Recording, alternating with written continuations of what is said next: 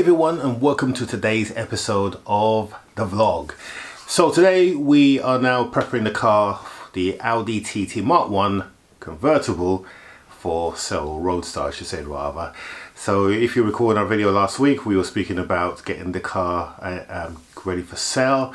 So we can clear the garage, we can do the garage extension, and then of course we can get our new car in. So there's a few things that we need to be doing on this car to get it sorted, because I want the car to be in tip-top condition when we eventually put it up for sale. But of course remember, this is not a salvage car, so it doesn't have that stigma on it. And looking at the TT market at the moment, the Roadster, I thought I'd have to wait a few months, but the market is really strong at the moment. If you look at some of the prices of some of the cars that are going up there, they are pulling 2.9, 3K and above. I even saw one for 4K and 130,000 miles. A little bit optimistic, but it kind of just shows you the kind of market that we're going out.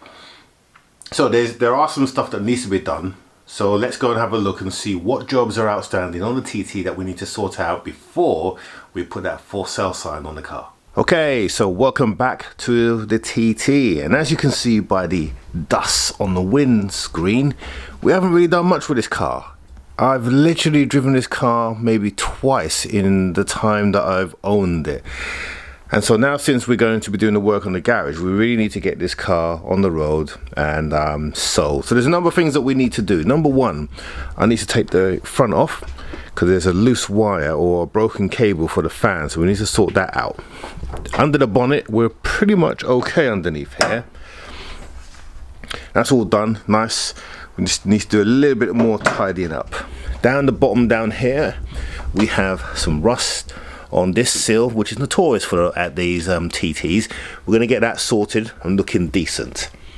Round the back, we have got some clouding, and I might be able to sort that out, but I'm going to have to sand. You can't see it, but it's the lacquer, the clear coat was cracked on the bumper here, and there's some cloudiness. Can you see that there? There's a bit of cloudiness on the bumper here, which is really obvious. That needs to be sorted, and it's just this section here, to be fair. So I might get that blown over by a friend just to make it look the part. And then inside we got the seats here are cracking slightly. Let me show you. So just in the corner here, these seats are cracking and they just look a bit worn. So I'm going to take both seats out and I'm going to paint these seats. I've done this a couple of times. In fact, one of my videos on this channel has got a lot of hits because people like the fact that I painted the seats. So I'm going to keep them the same color. On my VR6 I painted them like a Mercedes tan, a completely different color from the one they were. Now when you do these, they look absolutely brilliant. Like they literally come up brand new. Hence the reason why I'm going to do that. I don't really need to do, I could probably get away with this, but it's just going to enhance the sale value of the vehicle. It's just going to give it that extra room.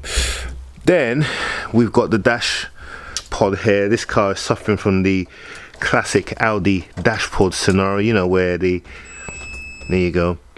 It actually looks all right now, but it's definitely gone. So the middle here, it's all yeah, dashboard needs to be sorted, so we need to send that away.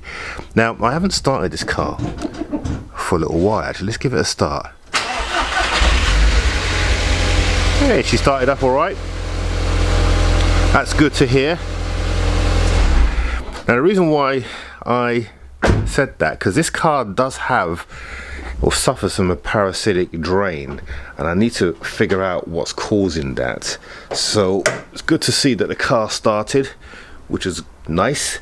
But what we do today, I'm going to put my clamp. I've got a digital clamp, and we're going to check to see how much how much ampage the car is drawing. So that's the first job that we're going to deal with today, just to see what the draw is, and then we'll take it from there. So lots to do. Let's kick off. Right, okay, so I've put the roof up on the car and we've locked the door. Okay, so the door's locked and you can see that the alarm is flashing, so we know that the car is definitely off. I just want to make sure that the light is, yep, the light is off. Right, and what I've also done is I've put this latch down so that it's reading that the bonnet is closed. In other words, what we're doing is we're putting the car to sleep. Now these cars can take up to an hour to go to sleep, so essentially it's going to be doing checks, etc., and drawing power while it's doing that. But when it is asleep, this car should pull no more than 20 milliamps. If it pulls anything more than that, then we know that we've got a parasitic jaw. Now the reason why I suspect that is because that the battery on this car frequently dies. This is a brand new battery, so it shouldn't die. It should keep the car running, and so I normally have my trickle charger connected. But what we're going to do, I haven't put the charger on here for a while, but the car started, which is a good sign. But what we want to see is what the voltage should be, because the voltage should be 12.5 at the minimum. So we'll just get my multimeter and we'll connect him up. So I actually bought me a new multimeter, would you believe that? Right, so let's do that, and we'll just stick him in there like so, and we'll get this on the negative. Would help if we did it the right way around, wouldn't it? So let's do that. Put him over there and plug him over here, and let's see what we're getting. So we are getting 12.18, which is not good. So we definitely got a jaw. So how do you check for a parasitic jaw? Well, there's two ways. I can use this multimeter by placing this probe here into the 10 amp port. But what I'll have to do is then disconnect the cable, and then basically this cable here will connect to this probe, and then we'll have to connect that probe to the battery terminal. And then that breaks the circuit, and we have to wait again for the car to go back to sleep to make sure. The alternative is that we can use a digital clamp for a car.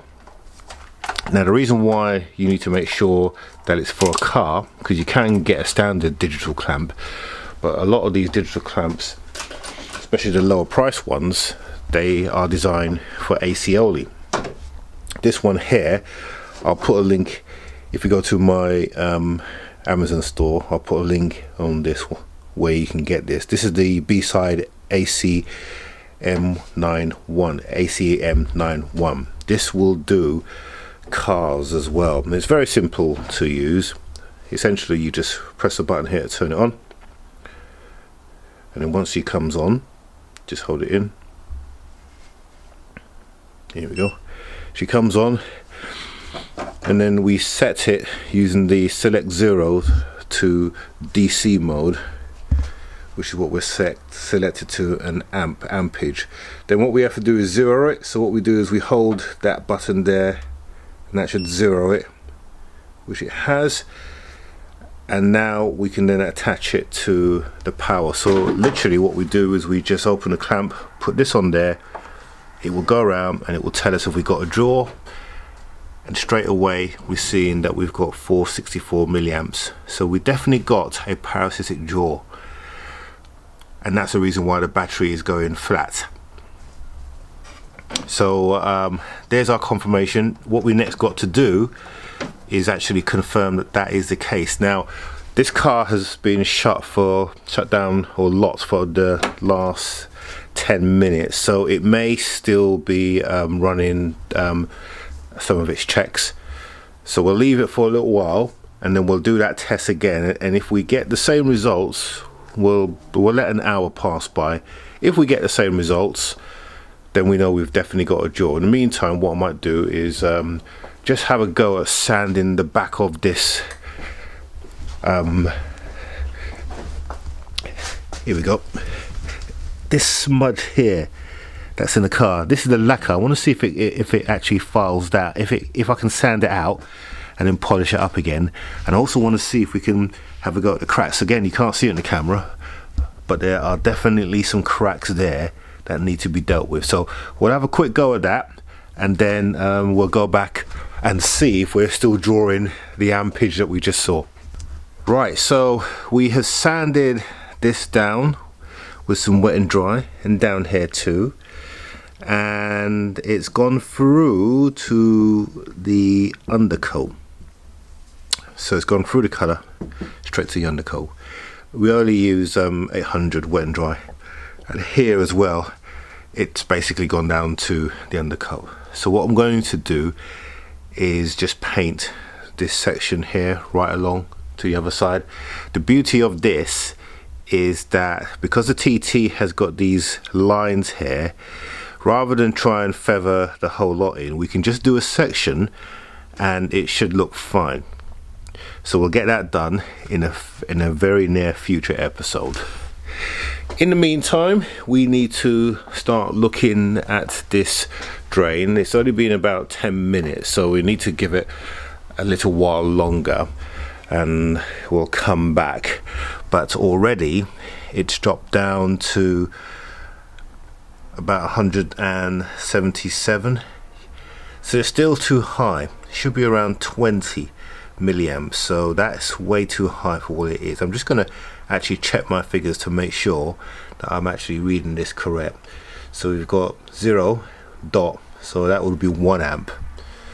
You can see it's there flaking between 215 and 176, so we definitely get a draw somewhere, but like I said, it's only been about 15 minutes, so we will need to come back and check again. So we'll do that, we'll zero that out as well, so we get a much more accurate reading. Right, okay, we'll come back.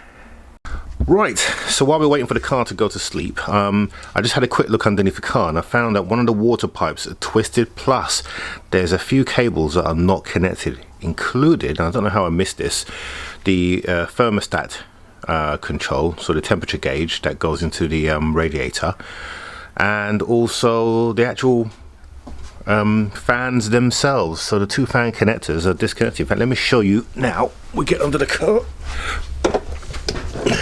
There you go. So you can see one there, that's me pulling it out, but if you look at that pipe there, hopefully you can see it. There you go, that pipe, the blue pipe, that's really badly twisted. Shouldn't be like that at all.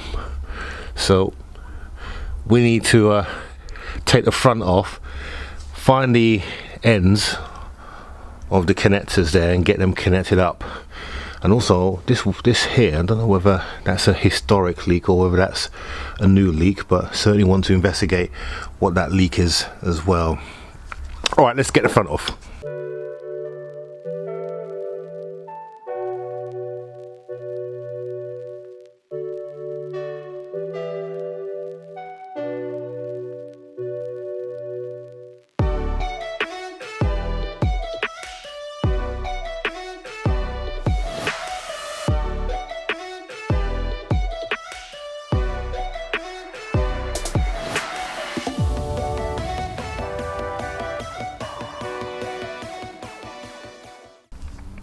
Alright, so I've taken the front off and I found the thermostat connector, but I still can't find the connectors for the fan, so I think I'm going to have to take off the slam panel, which is a real pain to do, but it's the only way we can do this really. Yeah, actually maybe not. Maybe what we can do is take the battery off. So I think what we'll do, we'll get the hour to go by, then we'll take the battery off and then we'll take a look at it that way. Yeah, we'll do that. Good. Okay. 1 hour later. Right, it's been well over an hour now, so let's just take a look and see what we got. And there we go. So we got 140 milliamps, which is higher than what we should be getting. So we do need to solve that. So I guess what we need to do now, I'll turn the light on, bear with me, is we need to figure out what that is. And the first place we need to have a look at is the fuse box. Right, so with the fuse box, what I've done, I've taken off the side panel here. We're gonna have to pop each one of those fuses. Now, in order to do that, what we need to do, because we've got to have this door open, and the car won't go to sleep without it, we're going to put this latch in like that, so the car thinks the door is shut. And to put you keyboard boys who might be very on your keyboard as we speak, this latch here has been closed as well. Okay, so when we did the test initially, see at the moment we're pulling 1.3 amps, if you can see that there. We had this down so that the car didn't think that the bonnet was open. All right, so we'll put the car to sleep again, we'll come back, and then we'll start. Well, actually I'll pull the fuses, and then when we find one that is significant, and the thing is, when we pull these fuses out, what's going to happen is when we put the fuse back in, it's likely to wake the car up again. So we'll keep pulling until we find one that does the job. Then I'll come back to you and we'll see what it is on this panel, which one of these things is causing the problem. By sheer coincidence. Okay, good news, we have found our drain. It is this fuse here. So at the moment she's pulling in about 90 milliamps. If I pull this fuse out now, so this fuse number 38, I'll put him on the floor, then we go around, and then we see that it drops to about 42, which is absolutely perfectly acceptable. 42 is fine. Now I'll just prove it to you. So we'll put that fuse back in, stick him in, here we go.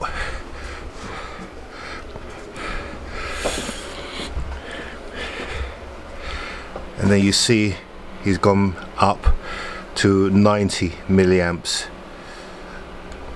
So what is that fuse? Well, according to the map, it's fuse number 38. That is the luggage. Don't know if you can see that, you probably can't, so I'll tell you what it is. So fuse 38, 15 amp fuse, luggage compartment, light and central locking system. So it could be the fact that I know that the door sensor on that side is playing up the central locking system, so it locks the door, but the car isn't registering that it's locked, if that makes sense. So it's either that or it's the lamp in the boot. So either way, we found our culprit. Now if I take that fuse out, yeah, actually let's do that. Let's take that fuse out, and then we'll see what happens with the door. So let's just do that. Take that out.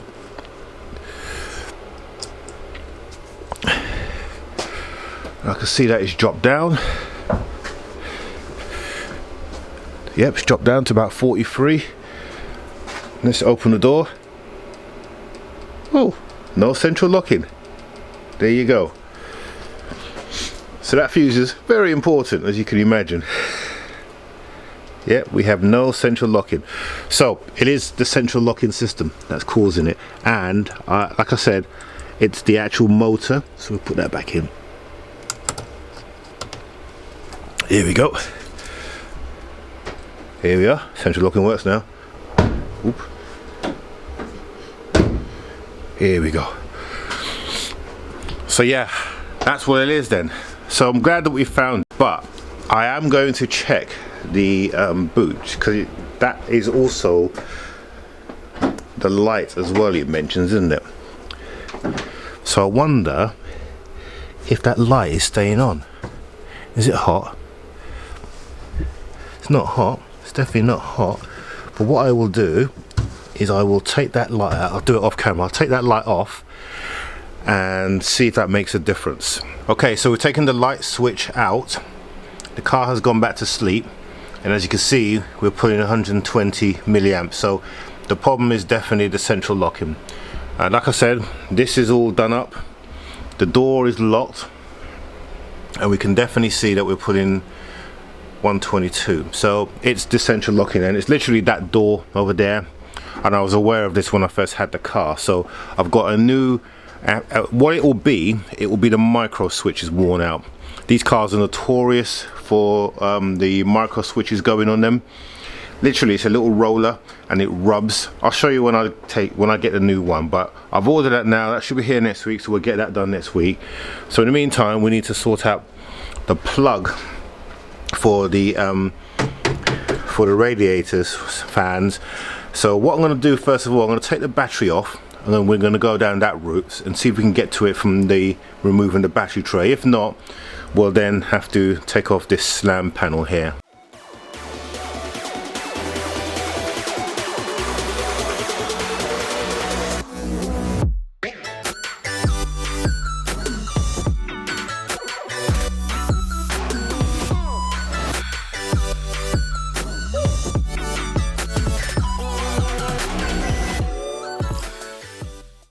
Alright, so taking the battery tray out, still can't see the ends of those cables, and well, not much choice left really other than to take off the front.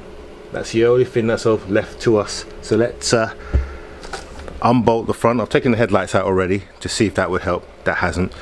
So we're going to remove the front of the car, and hopefully we'll see those cables, and we'll also be able to untwist that water cable.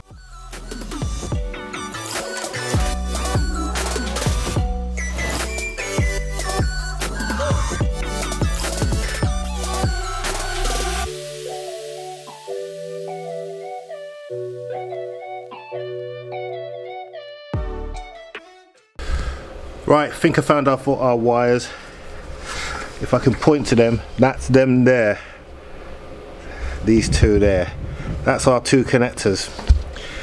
So now that we found them, they were proper hidden and clamped in between, and that's the reason why we couldn't see them. Right, so we've got that out, and now we need to sort out that squashed cable. We'll figure out why it squashed. So, but to do that, I'm going to need to get a special pair of pliers, which I don't have. So I'm going to get them. It's basically the water clamps. So I'll go and get a pair of those, and then we can get that done. But I think we've made some good progress in terms of working out what's what, so we can get those sorted, get the fans sorted, get those plugged in, give them a bit of a test as well, and then I think we're good to start reassembling the front end of this car again. So all of that just to get the front end sorted, but sometimes you got to do these things in order to find out what the problems is, and I want this car when it goes to have absolutely no problems whatsoever. Okay, good. All right, I think that wraps it up for today. Okay, so there you have it. So we have found where the issue with the connectors and why that's not working. We've also found our parasitic drain, which is good. Well, we know what it is. It's to do with a central locking system, but we still need to figure out and confirm that it is that passenger door that's causing the problem. So when the lock comes, we'll be stripping that down, and that obviously will be next week. And then of course we'll be putting the fan and the front back together, and then perhaps even taking it out for its first drive. Maybe not, because we still need to do the dashboard as well though. So I will be stripping the dashboard next week's episode. We'll be shipping that off so it can get repaired, and yeah, we're making good progress at the moment. So that's all for this week. Don't forget to subscribe down here if you are a casual viewer, because 70% of you are, which is great because you're obviously interested in what we're doing. But be a subscriber because it really helps our channel in terms of the YouTube analytics. So don't forget, click on that bell notification so you're notified whenever we release a video, and we will see you very soon. Now we probably will be dropping a video on Thursday, which will be a review video. So if you like those videos, then be sure to tune in for that. Other than that, we will see you next Monday. Have a good week.